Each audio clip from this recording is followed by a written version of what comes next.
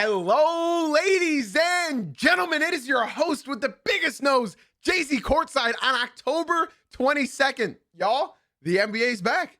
We're so back. We've never been more back. In fact, after the games last night, I don't think I've ever seen an opening night that good in my entire lifetime of watching the NBA as a fan. I don't think I have. So what better opening night could we have had for the first time I'm covering the NBA? You can't make this stuff up. Maybe I'm just good luck. Maybe we're in for like the greatest basketball season of all time. Before all of that, guys, I tried to record this live. I told you guys the plan will be doing these podcasts live on YouTube, Twitch, everywhere at 9 a.m. Eastern, Monday through Friday. And I tried it this morning, but unfortunately my stream wouldn't work while I was recording. So we're going to try again tomorrow. So on October 23rd, 9 a.m. Eastern, we will try to be live. So be sure to come in and tune in and hang out with a live crew. Before we get started, be sure to leave a 5-star review if you guys are watching on listening on Spotify or Apple Podcast, I mean. And if you are on YouTube, be sure to drop a like, subscribe, follow all the platforms, follow all the links. Be sure to follow the main YouTube channel, join the Discord server, follow the Twitter. The links will all be down below. Now that we got all of that garbage out of the way, let's talk about what I believe to be the best opening night in basketball in my day of following the NBA. Sorry, I was live and I had some of my things flipped. Here we go. The first thing that we got to talk about is the Thunder defeating the Rockets in double overtime, 125-124. Now, I don't want to talk about the game immediately. What I do want to talk about is the return of the NBA on NBC and the first time we've seen it on Peacock. Now, I think personally that game had more personality, more energy, more enthusiasm. I'll just be honest with y'all. I'm 27 years old, so I don't remember what the NBA looked like on NBC. But I'll just tell you this right now. Does NBC know how to sell a product or what? I think my main takeaway is that TNT has not been trying in the last 14, 15 years. TNT's focus was the pregame show, halftime show, and postgame show. They didn't care about the actual basketball game. That's not to say everyone didn't. But their show was not the basketball game. NBC straight up sold their product hard. Let's just start with like the ring ceremony. That was awesome. We got to see the banner being hung up to the rafters. Me personally, I remember when the Celtics won a couple years back and they cut the commercial break the second the banner started raising for the Celtics. On top of that, we got to see the entire intros for the players. If that's going to be a constant, shout out NBC. Let me just say, in my unprofessional opinion, that opening night felt more like a finals game. Tell me, like in the playoffs last year, and especially in the finals when it was Thunder versus Pacers, it felt like I was tuning into a regular season game. Felt like I was tuning into a game in December.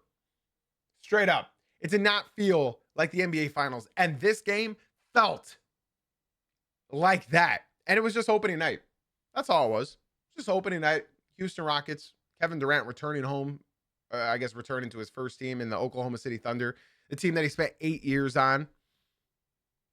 And as far as the basketball on the floor, I think we all ate last night. Let's talk about a couple other things. I think the NBC intro went, I took a lot of notes during the games, so I have some bullet points that I want to talk on. The NBC score bug, I thought looked fantastic. I loved when you hit a three and they would pop up like foam fingers and like threes would pop up. I loved when you got a dunk, when somebody got a dunk. If you guys don't know what I'm talking about, be sure to go watch the highlights. When a player dunked, it popped up slam on the scoreboard when the number changed, and the entire score bug goes down and then back up as if it's a rim that goes down then back up. I thought that was a really cool hidden detail that a lot of people didn't notice. I thought the commentary was awesome. Michael Tirico, Jamal Crawford, Reggie Miller, They all did their thing. I know a lot of people aren't a fan of Reggie Miller. I love the guy.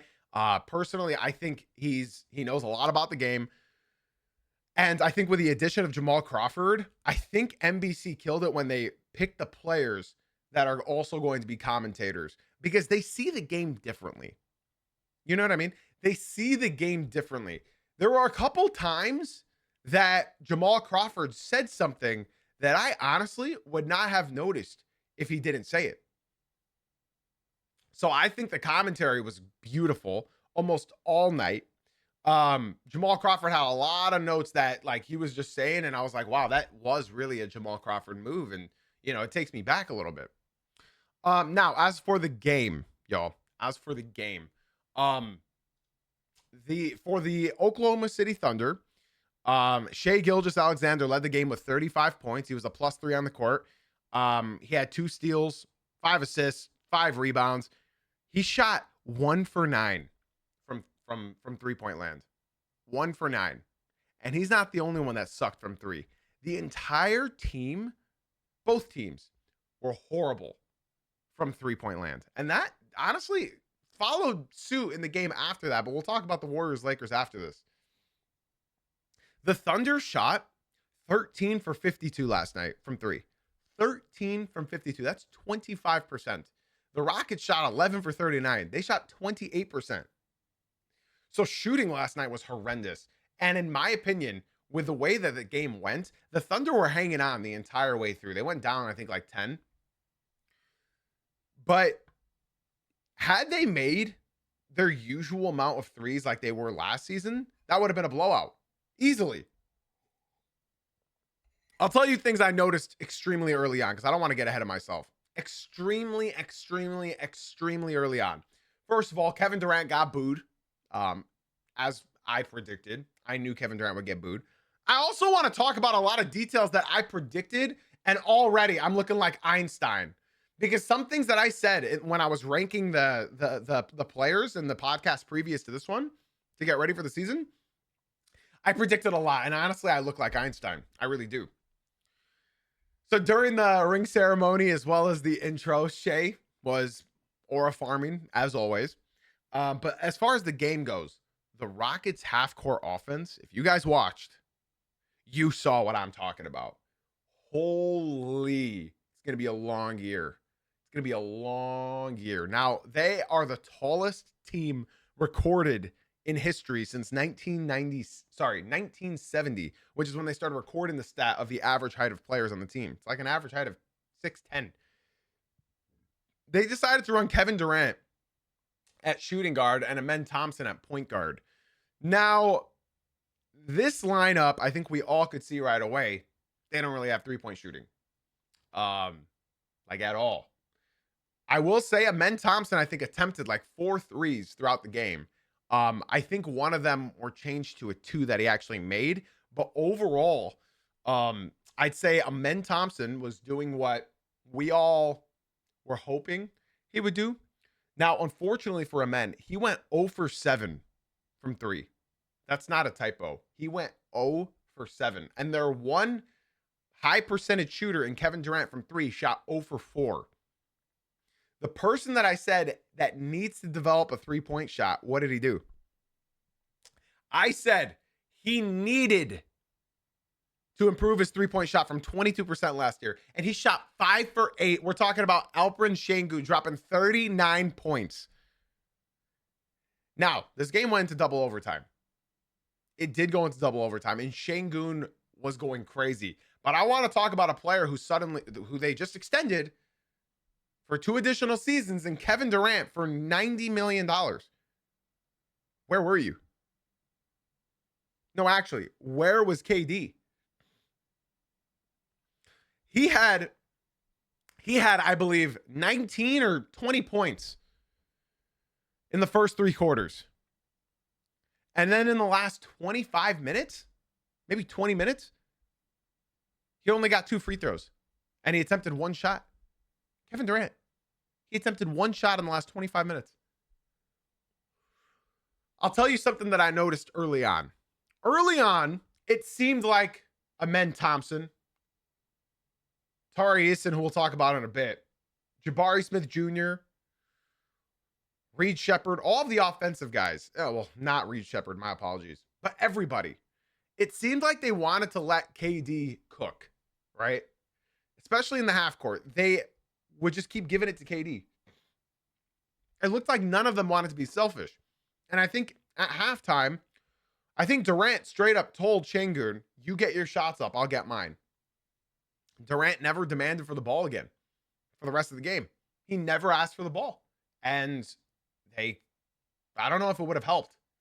In case you guys didn't see, Lou Dort and Cason Wallace and Alex Caruso, they were locking.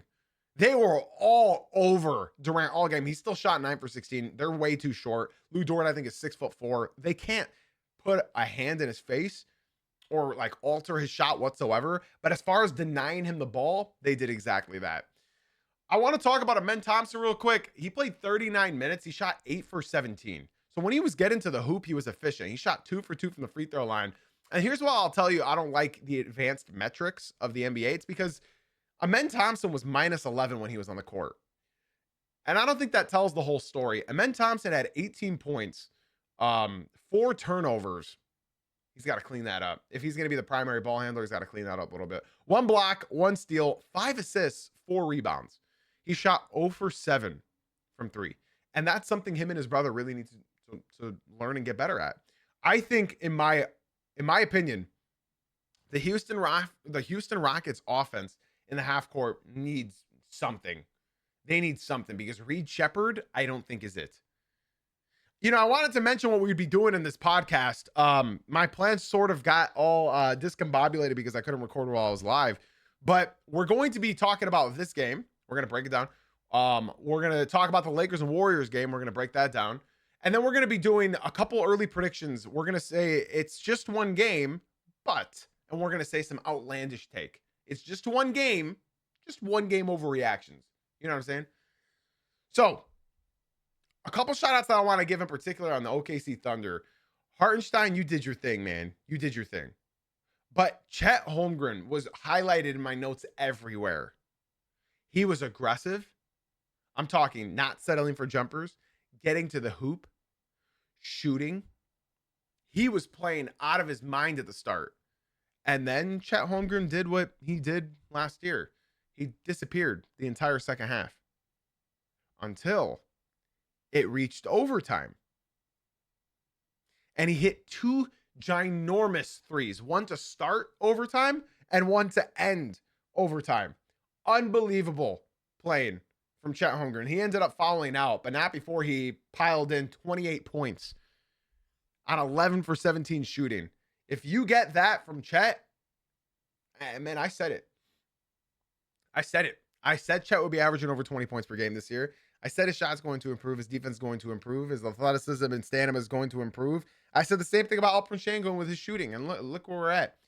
Shea is a very interesting player because he started off horrible. He was not looking like the MVP. He was scared to shoot. He was not being aggressive. He ended up still finishing 35 points, 2 steals, 5 assists, 5 rebounds. He shot 1 for 9 from deep. If half of those fell, or even a couple of those fell, it would even have been a close game. On top of that, my MVP of this game has got to be one person, and his name is Cason Wallace. Holy moly. Do him and Aaron Wiggins bring just a buttload of energy. Cason Wallace has just impressed me so much. Obviously, the Thunder were without J-Dub today, but Cason Wallace did everything so well. He only shot 5 for 10. I mean, hey, that's 50%. He shot 3 for 8 from deep, right? He had 14 points, a couple turnovers, 4 steals is the number why I'm talking about that. He was denying the catch on so many opportunities, tipping the pass. You know, obviously we know the Thunder led the league in deflections last season, but Cason Wallace with 4 steals, 5 assists, 7 rebounds. Cason Wallace, I was not familiar with your game. We might have to bring him into the conversation of most improved if he really gets that opportunity to show up and show out. Unfortunately for him, J-Dub's going to replace him in the starting lineup, but Cason Wallace, you did your thing, my boy. You played excellently. Excellently. Good on him. Another guy that I thought looked who looked incredibly well was what's his name? AJ Mitchell. He had 16 points, 3 for 6 from 3, and shot 6 for 12 from the field. His jump shot is pure. This guy, I don't know what the Thunder did, man. I don't know what the Thunder have done, but this team is so scary. This team was so scary.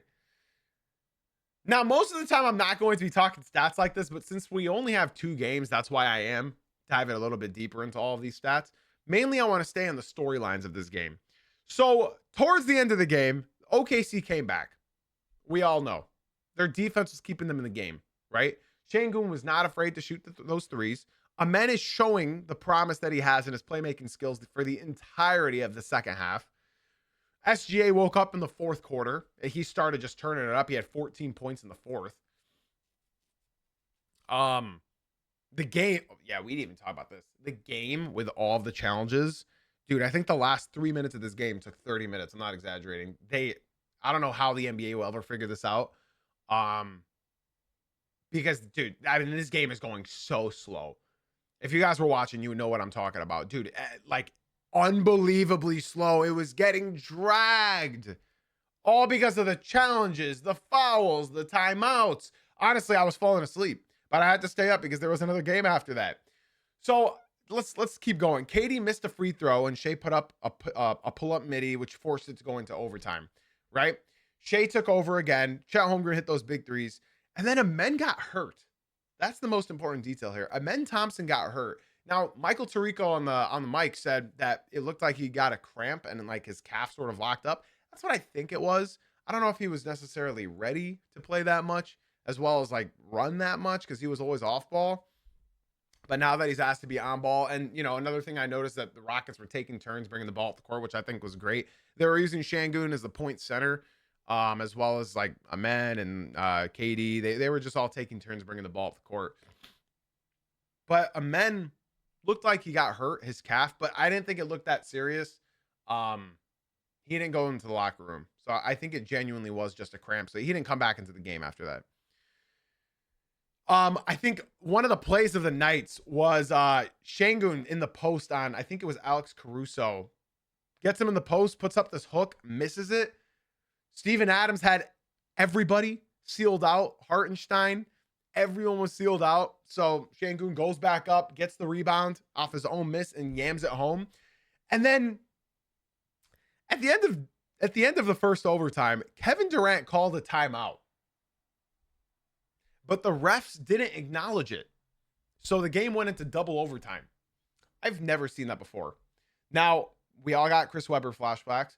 I got a flashback from last season when Eric Spoelstra, the head coach for the Miami Heat, called a timeout against the Detroit Pistons, and we ended up getting a technical free throw out of it, and we won the game because of it, because there was only like 0.7 seconds on the clock, I think.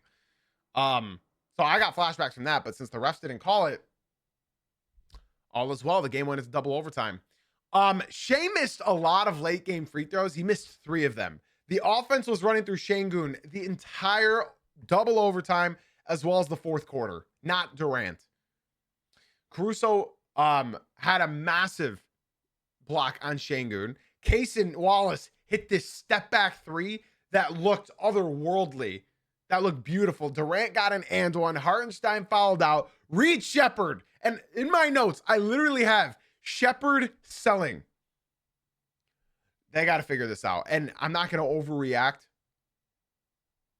We will later in this podcast when we do our overreactions. I'm not going to overreact, like legit overreact on Reed Sheppard. I think he needs to get more reps in with his team. But there were so many times that Reed Sheppard was just looking away from KD. KD was open. KD was calling for it. And Reed Sheppard is just blowing him off. So they got to clean that up. They really got to clean that up. There's no way Reed Sheppard is blowing off Kevin Durant. Şengün was looking good all double overtime. And then to basically win the game. Now, this was to win the game. Shai Gilgeous-Alexander had Kevin Durant on the perimeter and fried him.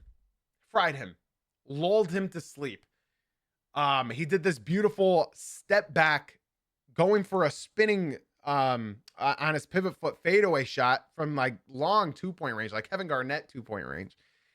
Got Kevin Durant on his feet, shot into him, baited the foul. Shea does that great. And he made the 2 free throws. They won the game. Jabari Smith Jr. missed the game winner. Funny enough, talking about Shea Gilgeous-Alexander's free throws, Michael Tirico, the main commentator on the mic, said as soon as Shea was on the free throw line, he said, this was a usual sight to see for fans last season. Shea Gilgeous-Alexander at the free throw line. I laughed at that. Overall, I think from this game, Kevin Durant is still Kevin Durant. He's got to be more aggressive towards the end game situations because these kids don't know what they're doing.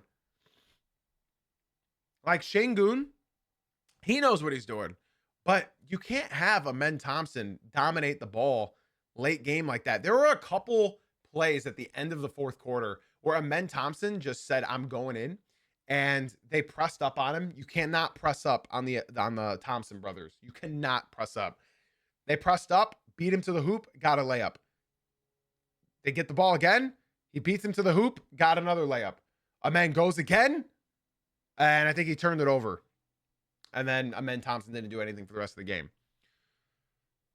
So the confidence, I think, is showing with Amen. I mean, he had a great game. He had 18 points. It's just 0 for 7 from the three-point land. At least he's shooting them. I think Thunder fans are probably happy that at least he's shooting them. But you got to knock like 1 or 2 of those down because they are daring you to shoot. And they're going to do the same thing to Asar Thompson. Funny enough, the Pistons versus the Rockets on Friday. So we'll be seeing the Thompson twins up against each other as long as Amen is healthy and well. Overall, my takeaways from this game is that the Rockets half-court offense is horrible. There was no motion. There was no flow. The Thunder are still going to be arguably the best team in basketball. They didn't even have J-Dub. They didn't even play well. They shot horribly. Yeah, I think the Thunder are still the best team in the league. But the Rockets, their defense is something to be prideful of. They were top 10 in defense last year, and I think that's only improved this year. Their only thing is going to be scoring. Scoring out of iso ball. I could see the Rockets either being a leader in assists or being at the bottom of the barrel of the league in assists. Amen was showing up like really well, his playmaking skills. But he cannot be the sole playmaker of this team. Reed Shepherd needs to start looking up because he was just going to shoot every single time. It looked a little like Ty Jerome where they just want to get their own shots, but that's okay. It's going to be a while until he gets comfortable on the court. It's going to be a while. I think, they'll have this year. Hopefully, I have it's just one game thing that I want to save for the Rockets, but overall, I think it was a very entertaining game. It was very enjoyable. I didn't even talk about halftime, but I have a feeling with how these halftime shows are going to go for NBC. And this is not me complaining. This is me just making an astute observation. I know they mentioned Michael Jordan being on the NBC stations and like they're paying him and whatnot. I think they might drag the single interview that they did with Michael Jordan for the entire season. And then they might record more in the playoffs. Yeah, I think that's what's going to happen. I think they're just going to show different clips of this entire sit down they had. They probably sat down for an hour and now they're just going to be showing those clips all halftime. I will say I was still sat down watching that. Anytime Michael Jordan opens his mouth, I have to listen. So he told an incredible story. Michael Jordan said he has not picked up a basketball in years. Michael Jordan. And he told a very interesting story, and I'll tell you guys in case, you weren't able to tune in. Michael Jordan recently went to go rent a house, and the guy he rented it from was like showing him around the house when he was there, and he had a basketball court in his backyard. So Michael was checking it out, and the owner of the home that he was renting it from asked him, could I see you take a free throw? Could I see you just take a shot? And he told him, man, I haven't picked up a basketball in years. And then he said, come on, just for my kids. And his kids are there. The guy's kids are watching. So Jordan was like, man, this guy probably told his kids all about me. I can't not take a free throw to show his kids, I'm me. And he said his kids were watching. The owner's kids were watching. And Michael Jordan has never felt that nervous in years because he wanted these kids to know that this is Michael Jordan. Like, the stories are true. He doesn't want them to think that this is all just a facade, that he wasn't that great. And he said that was the most nervous he's ever been, but he hit the shot. He hit the shot. And he said another thing about, like, he wishes he can take a magic pill, put on his jersey, and play basketball again in the NBA. And it was really nice hearing Michael Jordan talk like that. It's been far too long where he hasn't spoke. I think it's going to be entertaining. I just think that it's probably all going to be just from this main sit down that he had. But it was interesting nonetheless. So yeah, it was a good game last night. It was a really, really, really, really good game last night. But it wasn't the only game last night. So mind you guys, when we do go through this, normally I'm not going to be diving this like that deep into all the analytic portions. I mainly just want to talk about the storylines and like main takeaways from the games and like things I observed, right? Again, be sure to leave a 5-star review on Apple or Spotify, wherever you're listening. And if you are on YouTube, be sure to drop a like and subscribe. It would really, really mean a lot, guys. Up next, we have the Warriors defeating the Lakers in game 1 of the season, 119-109. Main takeaways from this game. Main takeaways. Oh boy, are the Golden State Warriors entertaining still. Already, DeAndre Ayton is labeled the scapegoat for the Los Angeles Lakers. His defense was not great. Down low. He did have 10 points, but that does not tell you the full story. He shot 5 for 7. An average fan will see this and say, looks like he had a decent game to me. I feel like in the beginning of the game, he looked like he was showing effort. And then I feel like he did what he did his whole career. And it's just slowly start phasing out of this game. Main takeaways from here is very early on, Jimmy Butler was looking aggressive as hell. And I think that's great. Jimmy Butler being that aggressive is only going to help this team. I mean, on top of that, you can't get much better than this. So last season, the Golden State Warriors were last in the league at free throws attempted, in case you didn't know that.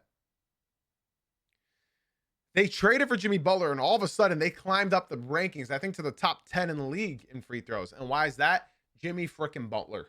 He was a plus 20 for the game. He had 31 points, 7 for 14 from the field. 7 for 14. But Jay, you said he had 31 points. That doesn't equal... He was 16 for 16 from the free throw line. That's not a joke. 16 for 16 from the free throw line. He was plus 20 on the game, and so was Draymond Green. Draymond Green only had 8 points, but he was a plus 20. Kuminga, I will say, was forcing it early on, but he started to let them set the plays up. I think he played really well. Just increase his trade stock. I think this is all a part of the Golden State Warriors plans. If it works out with him, I think they'll keep him. But let's say they think they can do better, right? Then this is a great showcase showing the rest of the league, hey, look how good Kuminga is. 17 points on 6 for 11 shooting, 4 for 6 from 3. Look how good he is. Curry started extremely slow, and then Marcus Smart woke his ass up. It was nice to see Marcus Smart showing why he's going to be so valuable to the Lakers. The moment I said that in my notes, he then tied up Curry and like tried to break his shoulder. It looked like. So I say Marcus Smart already showing why he's valuable to the Lakers. And then in the next bullet point, I say, never mind, dumb and scary flagrant foul on Curry. And then Curry woke up. He started 1 for 4, and then he woke up. Smart woke him up. So good on you. Marcus Smart had 4 fouls in the first half. Luka had 22 points in the first half. Jimmy Butler had 16 of his points in the first half. Curry finished the game with 23 points on 3 for 9 shooting. He's not going to shoot that poorly for the rest of the season, right? I will say I'm still not a believer in pods. I hope he gets better. I'm just not a believer. He hasn't really shown me anything. Like defensively, he's great, but offensively, I don't see him. I don't see him working with the Golden State Warriors. Maybe another team. Maybe somewhere else. My guy, Buddy Hield, I'm so happy for him. I love Buddy. 17 points off the bench, 5 for 10 from deep, 6 for 11 from the field. I think Buddy Hield is a perfect player for any team in this league. I think any team would be lucky to have him. Will Richard had a nice showing. Again, this is why I don't like the whole plus minus on some of these games, because he's a minus 11. But he was 2 for 2, 5 points, played 14 minutes. He was solid. It's just they went on a run in the fourth quarter, and that's what sort of makes them look bad, right? Early overreactions on Al Horford. He's too slow. And I know the Warriors are one of the oldest teams in the league, but my Lord, Al Horford was slow. 2 for 7. I think 1 for 4. That was probably going to be the worst game Al Horford ever has on the Warriors. I think he just needs to get into the way that they play. I still think Al Horford was the perfect pickup for the Golden State Warriors. I think he's going to be great for them. I just don't think it was a great start. You know, him along with Quentin Post are going to be great backups. I think they should be excited. Now, it's fun talking about the Warriors, right? But let's talk about the Los Angeles Lakers. Obviously, Luka Doncic dropped 43 points in a loss. 2 for 10 from 3. Again, I think it's something just with first game jitters. The Warriors didn't have jitters. They shot 42% from 3. 42%. The Lakers, though, they shot 25% from 3. Luka, 2 for 10 from 3. Gabe Vincent 1 for 4. Rui Hachimura, 3 for 6. Austin Reeves, 1 for 5. Jared Vanderbilt, 0 for 2 from 3. Marcus Smart, 0 for 3 from 3. Jake LaRavia, 0 for 2 from 3. The reason why I'm showing you, 1 for 2 from 3.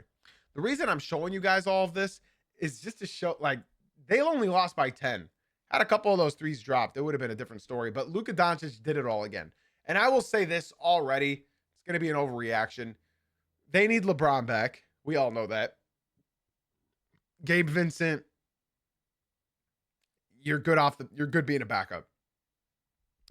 Something scary for the Los Angeles Lakers is DeAndre Ayton. We all called it. That is not the center they needed for this team.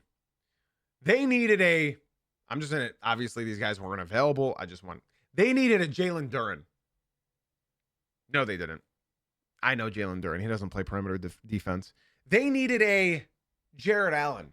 They needed how about the guys that Luka played with? A Daniel Gafford. They needed a Derek Lively. They needed an athletic big man that is going to pick and roll, pass and cut. Watching DeAndre Ayton, I'm not giving up on him because he was good offensively. But watching him on offense and defense, sometimes dude just doesn't look like he wants to be there. And I feel you, man. The lights are bright in Los Angeles. Luka didn't ask to be there. Something's got to change. And I think it's mental. And that's why I think it's not going to be an easy shift. The Los Angeles Lakers, like I said, I'm not going to overreact yet until the end of our last segment of here where it's just one game. But I will say this. The Los Angeles Lakers do need LeBron James. Luka cannot be the only one scoring. He shot 17 for 27 in 41 minutes and shot 2 for 10 from deep. He had 12 rebounds, 9 assists, 43 points. He almost had a triple-double in the first game of the season. And a lot of people are calling it pat statting, but he needed to do it. Or sorry, pat statting. Stat padding. Just had a stroke. Yeah, people say that he's stat padding on Twitter. Don't buy any of that. They needed every single one of his buckets just to lose by 10. They made a run in the fourth quarter, but unfortunately, man, it's just their defense. It's not good. We knew their defense was going to be their weak point. And my Lord, is it their weak point? They couldn't do a thing defensively. Yeah, man, I hope for their sake.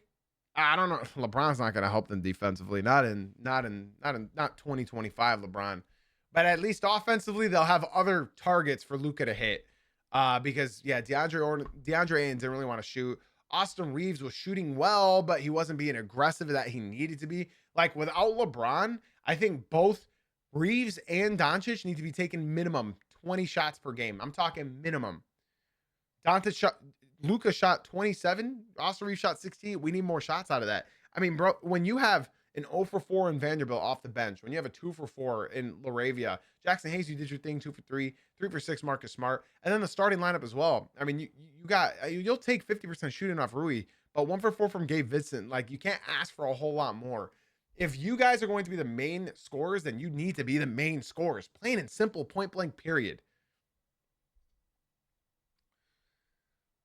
So that's what I think of those games. I think let's move on to our final segment of today's episode. Now, mind you, guys, we are only going to get better. Okay, we are only going to get better as these podcasts roll. This is our first one of the season actually starting. So we got a lot of NBA tonight. So in this segment, I've seen my favorite podcasters, No Dunk, shout out them, where they do just first game overreactions, and that's what I'm going to do. It's just one game, but, and I say an outlandish take that may or may not be true, but if it is, then I look like a genius at the end of the season. Okay, so my first one I have is it's just one game, but the Rockets are first round exits. Take a sip of my coffee while you let that idea marinate in your head. You let it marinate yet? Okay. They don't have a point guard, and they could get one by the trade deadline. But until then they have to learn to play with that said point guard. Reed Shepherd is not a point guard. And I don't think he will be this year. I don't think his playmaking is going to improve a whole lot. Amen Thompson is not a point guard. He's a great point forward. He could be a great shooting guard in this league, but you're asking a very aggressive and like head down player. Like, I mean, the best player to describe him to is he's not Giannis. He's a mini Giannis. He's a mini Giannis. He's not a threat from deep. And he just wants to barrel down everybody and jump over everybody down low. He is not a playmaker firsthand, and he could playmake. It's not to say that he can't make the right pass, but you're asking him to be too much, and he's not that. I know you were taking turns letting Şengün do it. It was not working. Their half-court offense was not working. So I think the Rockets are first-round exits. If Durant plays the way he did in the first half, I'll eat my words. But if he plays like the way he did in the second half, then I will gladly say that they are first-round exits. Kevin Durant is going to help this team. He's already helped this team. They are incredibly tall. They are incredibly good at defense. But if Kevin Durant is not going to be the aggressor in late game situations, I was looking at the FanDuel odds. This is not an ad by any means. But if you guys watched our podcast where we predicted all the award winners, Durant was up there in Clutch Player of the Year. Why? Because the Rockets got him to be a closer. He didn't close anything yesterday. He did not demand the ball. If I'm Kevin Durant and I'm as good as I am, I don't care if you miss the game-winning shot. As long as you are the one taking the game-winning shot, that's all that matters. Obviously, he fouled out after he jumped at Shea at the end of the game in double overtime. But no, man. I think the Rockets are, it's just one game, but I think they are first-round exits. I'm sorry to my Rockets fans out there. Prove me wrong. Let me know in the comments if I'm stupid for saying this. Please, don't get mad at me. Remember, these are just outlandish takes. I don't think they're first-round exits, but based off of game one, they look like first-round exits. So don't get mad at me. Get mad at the idea, okay? This is supposed to be an overreaction. Okay. My next, it's just one game, but the Lakers will fall into the play-in. Now, we don't know how long we don't know how long LeBron's going to be sitting out. I think they said about a month. They said 2 to 4 weeks. Do we really see Luka playing 70 games, 80 games? I don't know. They're going to need to, though. Can this team win without having LeBron on the floor and just Luka? I think they can. I think they were up against the Warriors, who just outshot them last night. To be honest, I think the Lakers shot themselves out of that game. I don't think their defense is there. I think they might fall into the play-in. And it's funny because I was just saying in one of the podcasts from before that I think that the Lakers are a little bit underrated now. And after last night, I think I ate my words. Again, these are just first game overreactions. But I think the Los Angeles Lakers might fall into the play-in.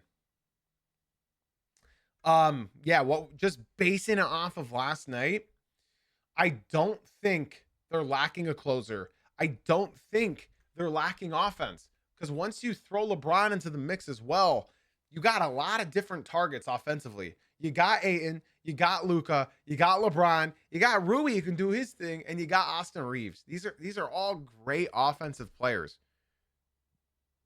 You're not worried about that. This team defensively, I don't think they can guard a traffic cone. I really don't think they can. There was one play in particular from last night. It was in the fourth quarter. Luka was guarding Gabe Vincent in the corner. Sorry, not Gabe Vincent. Gary Payton Jr. in the corner. And then he just did a little back cut. Just a backdoor cut. And he was wide open for a layup. Plays like that cannot happen. If you are the superstar of your team, if you are of an MVP candidate, if you were in a blockbuster trade last season, Luka's defense looked improved in the first half. But as the game went on, and as Luka was asked to do more offensively, his defense then falters. And that's been the case for Luka. He shows that he can defend early in the game, but then when he realizes that nobody else can score, then he just saves all his energy for the offensive side. It's just one game, but I think the Lakers will fall into the play-in. Now, if they do, they won't lose. They'll be in the playoffs. But who are you going to be up against in the first round? The Denver Nuggets? OKC? I don't know. It's just one game. And this is the last one I have. It's just one game, but the Warriors are championship favorites. Again, these are just overreactions. Just want to make sure we're all clear. Yeah, they looked incredible last night. They started very slow. Well, Curry started very slow. Buddy came in. Jimmy Butler was doing his thing all first half. Draymond Green was doing all the dirty things that he always needs to do. Gary Payton Jr., Quentin Post, Al Horford. I don't want to say pods, but fine, pods. This team is dangerous, and I think a lot of people are just overlooking them at this point.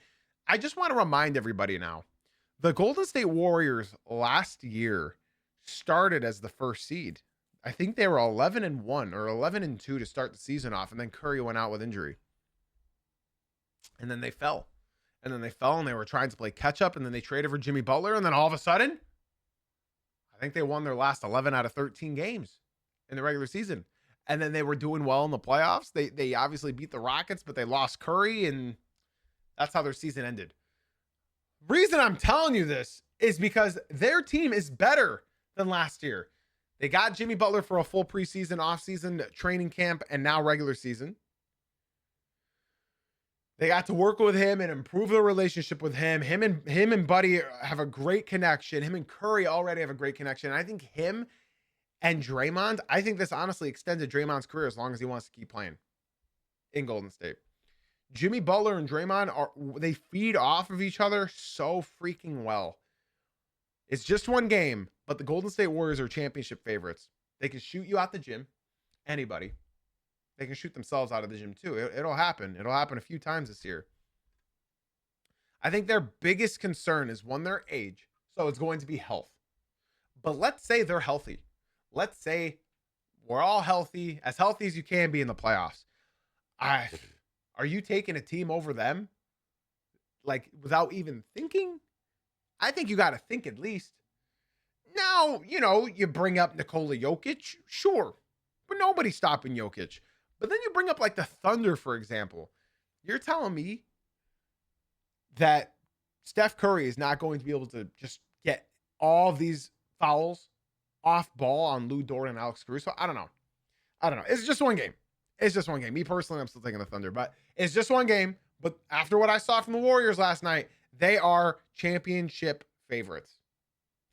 Now, that's all we're going to do for today, guys. We only had 2 games last night, so I sort of had to waffle for a good bit of that. It'll be better when we have more NBA games to talk about, more storylines to follow, all of that, so that we don't have to dive into the nitty and gritty of like every single one of these games, right? Tonight on NBA, we have 12 games.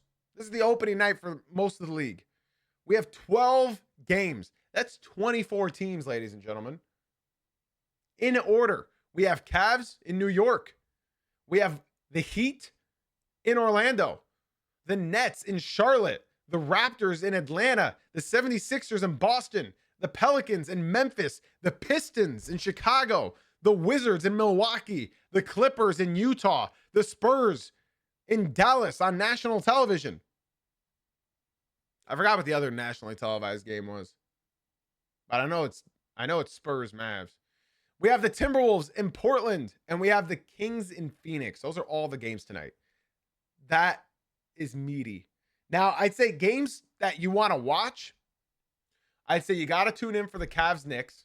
That starts at 7 because that is going to be, you know what? I think that might be that is the early national televised games. That's going to be on ESPN. That is probably going to be the Eastern Conference Finals of this year. So be sure to tune into that game at 7. I believe it's going to be on ESPN. So if you have YouTube TV or just ESPN streaming app, whatever. I think another great game to watch. If you want to turn on the Magic versus Heat, if you just want to see what the Magic look like, no offense, Heat fans, but Magic are looking interesting. Another big game to look at is the Raptors and Hawks, y'all. These are 2 teams that have a lot higher expectations than last year. So pay attention to that. I'm a biased fan, so I'm going to be tuning into the Pistons Bulls. I'm a Pistons fan. And then I think the game of the night that you'd want to watch is the Spurs versus Mavs, which is Wembanyama versus Cooper Flag. That's going to be interesting. I feel like Victor Wembanyama is going to have a tough game. He's going to be guarded by Anthony Davis. It's going to be entertaining, man. So we got a lot of NBA games tonight. We got 12 games, 24 teams playing. If you guys are excited as me, be sure to leave a 5-star review on Apple Podcasts and Spotify, as well as dropping a subscribe and a like on the YouTube podcast. I'm going to try to do this podcast live tomorrow at 9 a.m. Eastern, again on the YouTube channel, JZ Courtside, as well as the Twitch channel, which is JZ Uncut. All the links you need will be all down below in the show notes. I appreciate all of y'all for listening / watching. Again, be sure to leave 5-star reviews, drop some likes, and let's have a great night of NBA basketball, man. I am excited. Ladies and gentlemen, I got nothing left to say except for thank you for being here. Thank you for being you. And as always, guys, thanks for watching / listening. I'll see you in the next one. Actually, I don't need to say I'll see you in the next one. See y'all tomorrow.